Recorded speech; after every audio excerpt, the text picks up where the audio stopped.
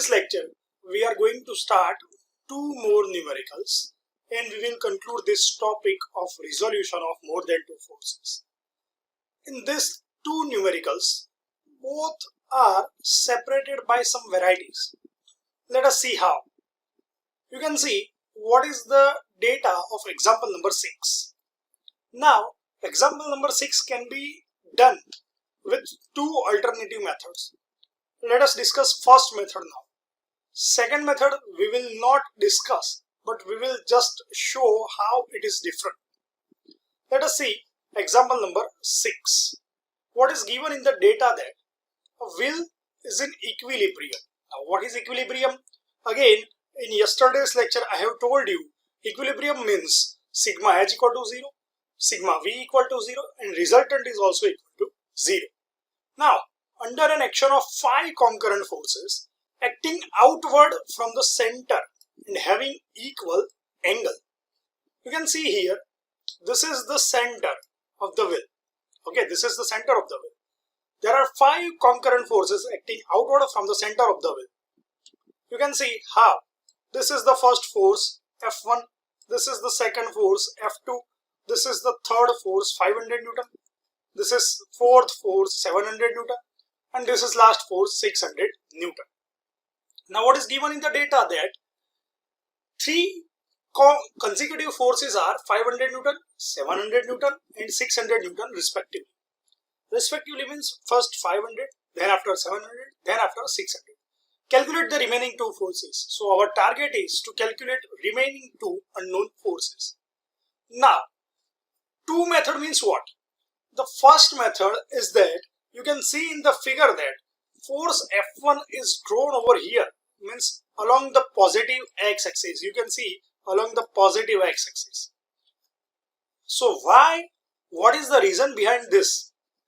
When you are calculating sigma h and when you are calculating sigma v, remember what is the method? In the sigma h, first one is F1 cos 0. According to this figure, F1 cos 0. Then after F2 cos theta. Okay, the equation will become like this. But when you are taking sigma v equal to 0 because of equilibrium condition, then what is the equation of sigma v? It is like this: F1 sin 0 plus F2 sin theta. So while doing F1 sin 0, you must remember that sin 0 equal to 0. So F1 will be eliminated.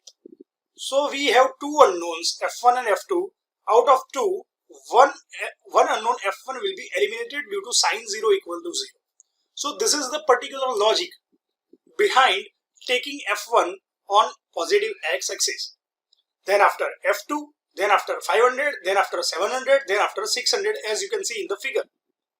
But you don't take 500 Newton on x-axis, because if you take 500 Newton force on x-axis, then you have to take 700 then you have to take 600 then after, and F1 and F2 will be 4th and 5th force.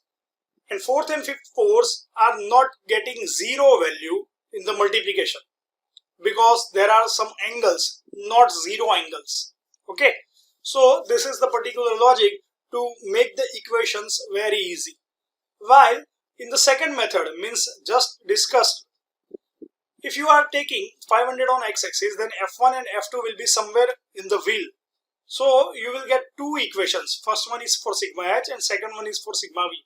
And then after you have to make elimination method for equation 1 and equation 2 to get value of F1 and F2. So that particular method is quite difficult.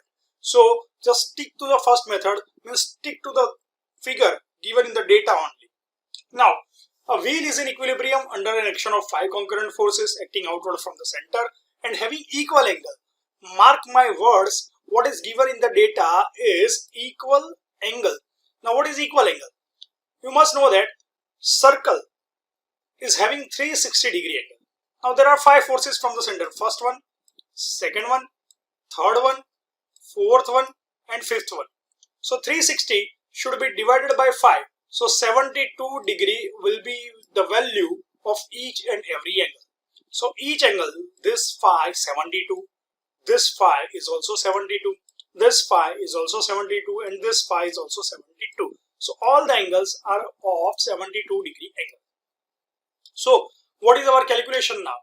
Just take sigma h equal to 0 due to equilibrium condition and also take sigma v equal to 0 due to equilibrium condition. You will get F2 and F1. Let us see how. You can see wheel is in equilibrium, so resultant equal to 0, sigma h equal to 0 and sigma v equal to 0. Each angle will be 360 divided by 5 because of 5 number of forces, so answer will be 72. So the figure is drawn over here. Now let us start with sigma h, which is already equal to 0 written over here, 0. Now start from the positive x-axis. First force is F1 and angle will be 0 because F1 itself on the x-axis. So the value will be F1 cos 0. So here it is F1 cos 0. The second force is F2 making 72 degree with x-axis. Remember again, all the angles of all the forces must be measured from positive x-axis only. So the second value will be F2 cos 72 written over here, F2 cos 72. The third force is 500 and the total angle will be 72 plus 72, so 144. So answer will be 500 cos 144. The fourth force is 700 Newton and the angle from x-axis will be 72 plus another 72 plus another 72. So total will be 216, 700 cos 216. The last force is 600. You can take total angle will be 72 plus 72 plus 72 plus 72 4 times. So it will be 600 cos 288. So this is the value of sigma h, in which all the components are in the form of cos. While we are calculating sigma v equal to 0, it will be in the form of sine components. The value and the angles will remain same. In your calculator, F1 cos 0 will be 1, so it will be only F1. Cos 72 will be 0.309 and F2 will remain as it is in the multiplication. Remaining values you can find out from the calci if it is minus or if it is plus. So finally, this is the equation is equal to 0 because of equilibrium condition. So you will get equation in terms of unknowns F1 and F2. So this is the equation F1 plus something into F2 is equal to 785.40. This is our equation number 1. So while solving sigma h equal to 0, we are getting equation number 1. Similarly, when you solve sigma v equal to 0, you will get the equation number 2. Remember, all the forces are as it is, all the angles are as it is, just sine will be replaced by cos. Let us see how.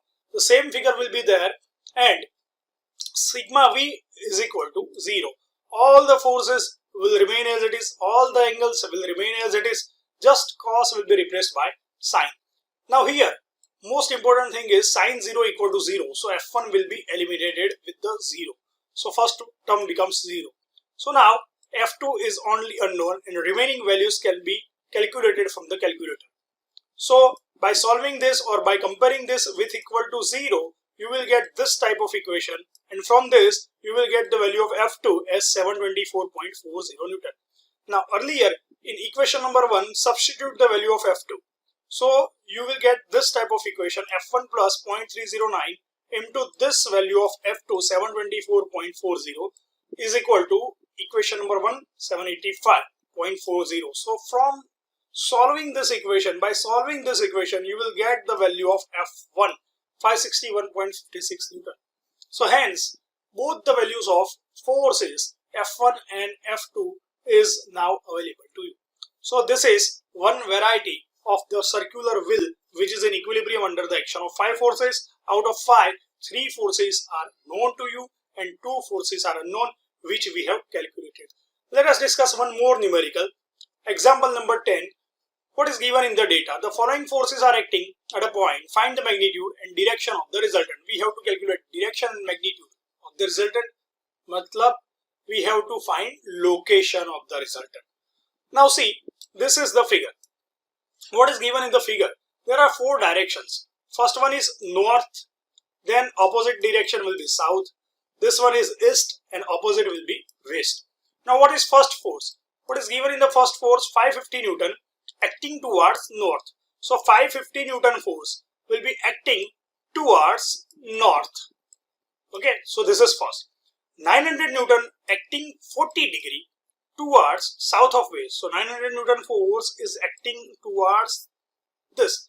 south of west. South of west. Now what is the meaning of this word of? It will represent grammatical change. South of west means west to south. So from west to south you just mark the degree angle 40 which is given over here.